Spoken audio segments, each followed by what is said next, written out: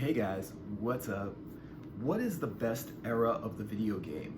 At what point, at what generation was the video game at its height? What era had the best video games? Is it now? Is it like the newer games? Are they better? Are the newer consoles better than the older consoles? Are the newer games constantly getting better and better and better? They're getting more like, they're getting longer and they're getting better graphics, but are they actually becoming better games? Or was there a time when video games were at their height and are video games now not as good as in the past? Video games were kind of simple. If you remember, like back in the day, I don't know if anybody remembers about this stuff, but they were arcade games. They still are arcade games. Every once in a while, you'll see a Pac-Man machine or a Donkey Kong machine or something like that. You know, it's some at amusement parks and places like that. You'll see video game machines. At movie theaters, you'll see those video game machines with the guns where you shoot zombies or like attacking monsters or whatever it is, right? And for like $1 to play for like 2 minutes, right? And so are those are actually pretty cool. I actually think that like those elaborate big machines where, you know, there's things coming at you in the screen, you have to shoot them. I think those are pretty cool. Even those rides where you get inside a ride and everyone has their little like light guns and there's a huge screen and the seats move around and you shoot the stuff on the screen like crazy clowns or whatever it is, you just shoot them on the screen. And those are actually pretty cool. But I definitely think that, I mean, now they've got the sort of like realistic games, you know, that head thing that you put on. It's like virtual reality where you feel like you're inside the game. And I think like in the future, you're gonna get more of that. There's gonna be like bigger games. There's gonna be games that you like, they're ride games where you like go in there and it's part ride, part game. But like for home console games, right, is how most people play. Was there a best part? Was there a best time of that? So if you go all the way back, the first games that came out were like the quarter games, the Pac-Man, Donkey Kong, all those games. They were pretty cool at the time because there was really nothing better than that. That was like the best video game you can get. And then they got the Atari 2600, which was not even close to an arcade game. You know, I don't know why they couldn't do that, but like maybe because it would just cost too much money to build an actual arcade game for everyone in their house. So they had like consoles like the Commodore 64 or the Atari 2600, which were like, they were not good. I'll tell you, like they were not good. Some of the games they were addictive because they were video games. I mean, any game you have is the game you're gonna play, right? If all you have is Pac-Man, if all you have is Space Invaders, you're probably just gonna play Space Invaders because playing any game, even the same game over and over again, is better than not playing a game. It's better than playing nothing. So, but in back in the day, the Space Invaders, the Zork, I think it was a game called Zork or whatever it was, all those like games in an arcade. And they were everywhere. They were not just in arcades. They were like in every store, every pizzeria, every deli, every video store. Like every store had these games inside of them. And kids and people basically would hang out there and put quarters in there and just play them all day long. So those were pretty cool. And then at some point, the home console games that were really bad quality for a really, really long period of time, they started getting better. And I think it was at like the PS1 console. At the PS1 console stage, I feel like the actual home game got better than the arcade game. Because at first, like, the home version of Pac-Man was not even close to the arcade version of Pac-Man. Like, the arcade version of Pac-Man, the Pac-Man would like pack up, pack left, pack right, pack down. On the Atari, you would just like go like this and it would not even like be able to, it just wouldn't even turn up. And I mean, they could have programmed it to turn up. It's not that big of a like thing. I don't know why they didn't just all they had to do was change the way the character looked depending on which way the joystick was pointing. It just doesn't make sense that they didn't do it that way. But they didn't do it that way, and even though the game wasn't even close to being as cool as the Pac-Man in an arcade, maybe that's why they did it. They didn't want to compete with the arcade. People were still buying it for like $70 for that cartridge, and they were just playing it at home. And even though like it wasn't a good Pac-Man version, but anyway, at some point, the home console became better than the arcade console. Than the arcade game. The home game became better than the arcade game. You were able to play games at home that you could not even get close to playing in an arcade. Because the arcade games were like one screen, and then the next screen, and then the next screen, and then the next, like side scrollers, or there was only a few screens, and the game just got harder because it got faster, and there was nothing else to it. Or maybe there was like a spaceship that would fly through a map, and when it got to the end of a map, maybe it would go to a different map, or maybe it would start the map all over again at a faster speed. Some games like Defender were completely impossible to play. They were just so hard to play. They were too fast, and the controls really wouldn't control the ship that well. There were just too many forces going in all different directions. And there were games like Burger Time, Pengo, games that basically were a copy of Pac-Man and Donkey Kong. They were the same thing. A little maze, a screen with like, where you just go around the screen, there's things chasing you, and there's like things that you have to do, like eat a burger or, drink a beer or something like that, and get away from anything chasing you. Like in Burger Time, I think you peppered these freaking pickles that were trying to chase you on the screen, which was kind of funny. But at some point, the games at home became cooler than the games in the arcade, and I think that was with the PS1, because that was the first time that, even though a lot of the PS1 games were not good, they were really not good, but the thing is that like but the thing is, what it did was, the PS1, some of the games were good, like Castlevania Symphony of the Night, right? Those games were good. They had like Metal Gear Solid. Even though I'm not into the whole stealth game, which Metal Gear Solid was, it still was a good game. I just don't like the stealth, but that doesn't matter because a lot of other people like it. And also, Final Fantasy VII came out, and people were playing that. I don't like turn-based combat, but it was a long RPG playable game. You could not play long games in a deli, like in an arcade game. You couldn't play long games because the whole game like existed because people were putting quarters into the machine. If you're playing for a long period of time, does that mean like you're going to play for 5 minutes and have to put another quarter, which no one's going to do?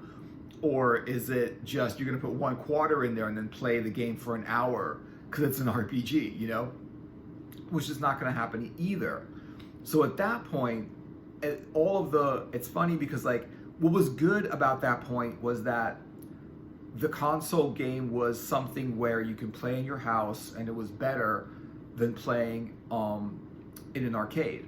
But the thing is, the arcade games in arcades and arcades themselves disappeared. And that was actually cool. It was cool when you could play in your house, and it was also cool when you can go out and play in an arcade. And what's interesting now is that games are just so much better than arcade games that people don't even have the patience to play an arcade game, like Pac-Man or something.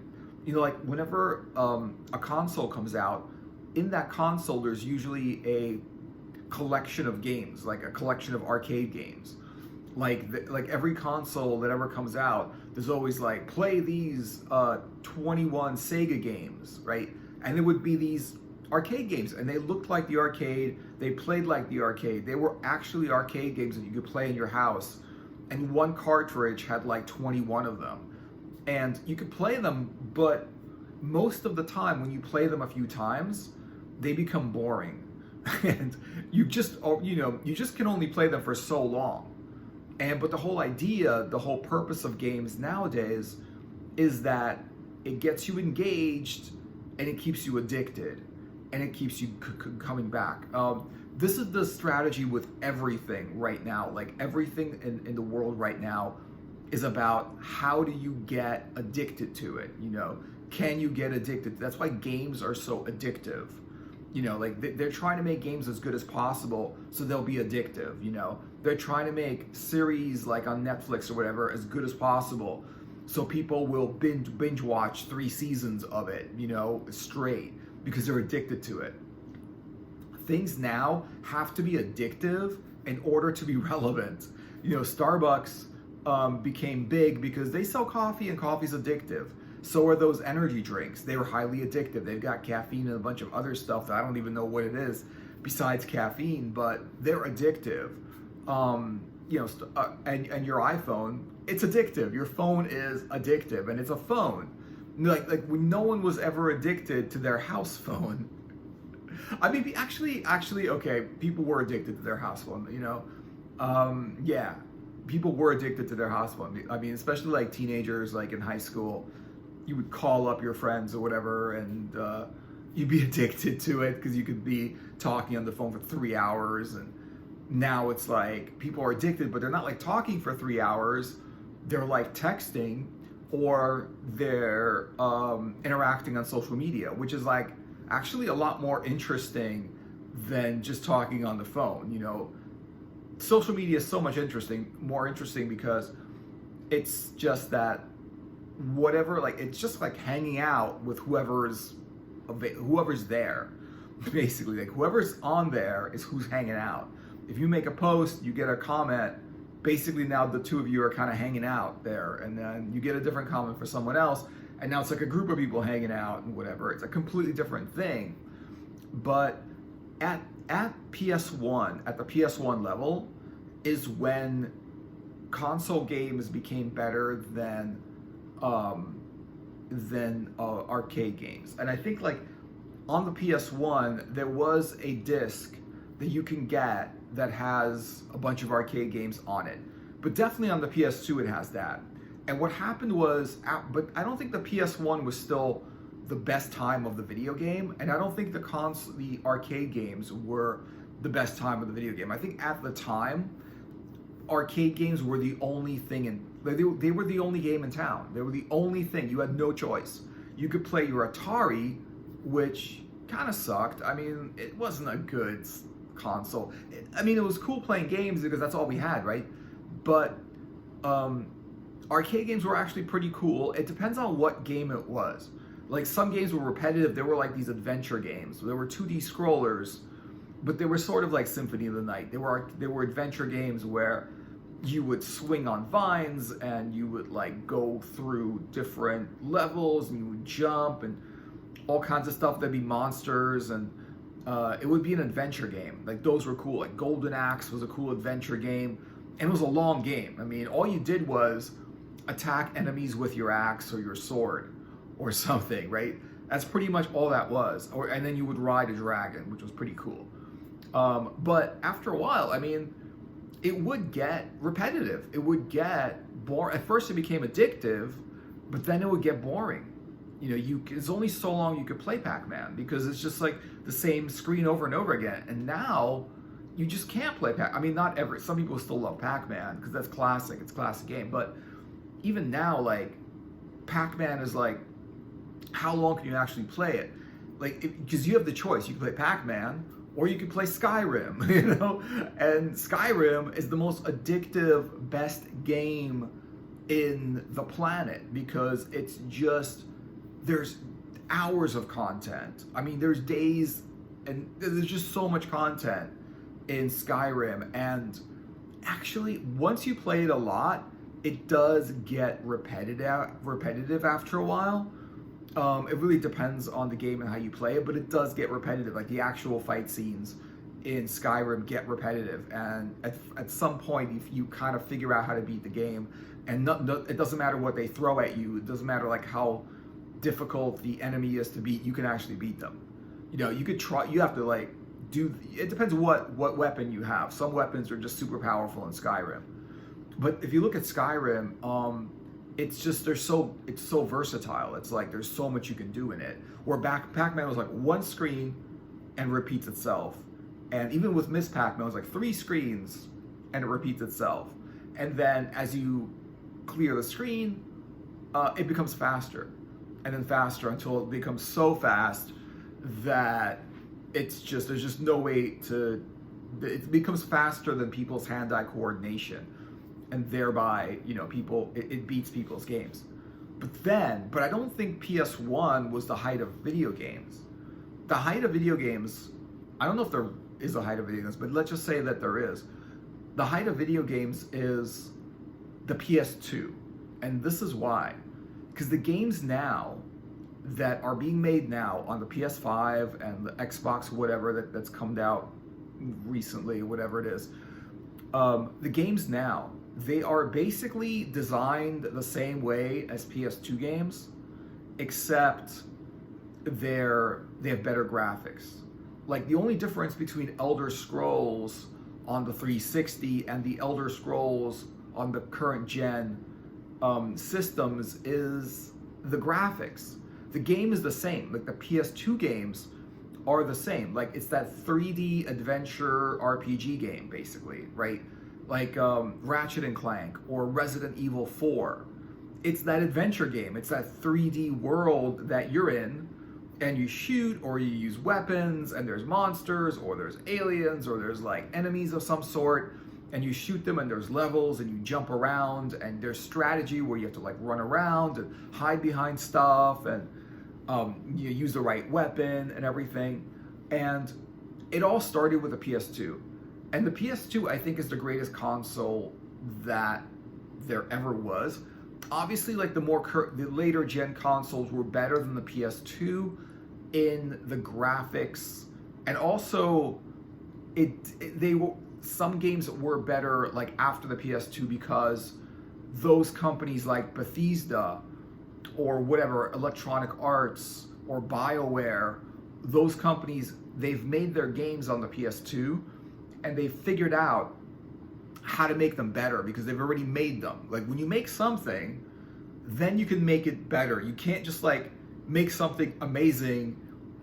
You could make something just amazing, but usually what happens is someone makes something really, really, really good, but then they figure out how to make it better. And that's what they did like with the PS2. Like the games on the PS2 were really good, but then they made them better because they learned from what they got right and wrong from the last game they made, and therefore they made the next game better. Like Morrowind, I mean, a lot of people love Morrowind, for the Xbox, but Morrowind, I find it to be unplayable. I've got Morrowind and I cannot play it because of the way the character is supposed to move around. You have to turn and then go straight. Whenever the control of the character is like that, I find the game unplayable. Whereas Skyrim, it's like you just whatever direction you want the character to go, you just click the joystick in that direction, and the other joystick is like whatever camera angle you want to see the world in, you just move that. And therefore you can kind of see the screen from every angle, and also you can move your character in any direction. So it makes the fights better, it makes dodging things better, it makes climbing around and just like interacting with the world better. So that's good. So it like the PS2 was definitely, it's the same, even the PS5, right? Basically the games on the PS5 are great because people started making games on the PS2 and then learned how to make them better.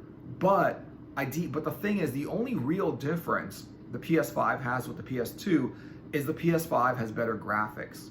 Everything else is already in the PS2. The way the games were designed, the way the games were made. Yes, there's been some improvements, but little improvements. They weren't like revolutionary improvements. There were small improvements. There were just little things with that people who made games learned from their mistakes and made a better game next time. So that's why Devil May Cry 5 is good or whatever it is, But honestly, in my opinion, Devil May Cry 1 is better than Devil May Cry 4, right? I haven't even tried Devil May Cry 2 because I heard it wasn't good. But Devil May Cry 1 is really good, and it was on the PS2. Devil May Cry 4 is on the 360, which is a more advanced console, more advanced system, but I find the game isn't as good. You know, so graphics is not everything, and I'd rather, given the choice, I'd rather play with better graphics. The better the graphics, the better the game. I love graphics, you know, but graphics themselves does not make a good game. There's lots of games that were better on the PS2. The first, like Ratchet and Clank. Ratchet and Clank was pretty much, they're all pretty much good. But if you look at Resident Evil, that didn't start, I think they started on the PS1 or whatever. Resident Evil 4 on the PS2 was better than any other Resident Evil 1, 2, and 3 combined. Like, it was just like a completely different game, a completely better game, because people were in a 3D world with graphics, with monsters, they interact, they had weapons. It was a well-designed levels, well-designed world, and it was fun to play, even though it was a horror adventure game. You know, so I think the PS2 was the beginning of, I don't see another revolution in games after the PS2. I think the way the game started was a revolution when all the arcade games came out. That was the first revolution in games. That was just games just coming out and people, you know, just making them. And then the second revolution in games was the PS2, where with these home, you know, console long adventure games with decent graphics that you could play and convincingly and kind of like enter that world and play inside that world. And that hasn't gotten better. The graphics have gotten better, but the design of the games haven't gotten better. I mean, there are better games, but they're not better because they're in next-gen consoles. They're just better games because they're really good games and well-made and well-designed. You know, so that's what I think about it. It's like, what's the height of video games? It's definitely now, because I mean, people are learning from their mistakes, and they're learning how to make games. You know, they're learning how to make games better and everything. Definitely, like, you know, Skyrim's better than Morrowind, and I'm thinking the next Elder Scrolls is going to be better than Skyrim, hopefully. I think it's now, but I think the beginning of that was definitely the PS2, because it just made the PS2 made games what they are today, and games are still that way even now, even today. So yeah. So thanks for watching, guys. I really hope you enjoyed the video. Like and subscribe, and let me know what you're thinking in the comments, and I'll see you guys in another video later.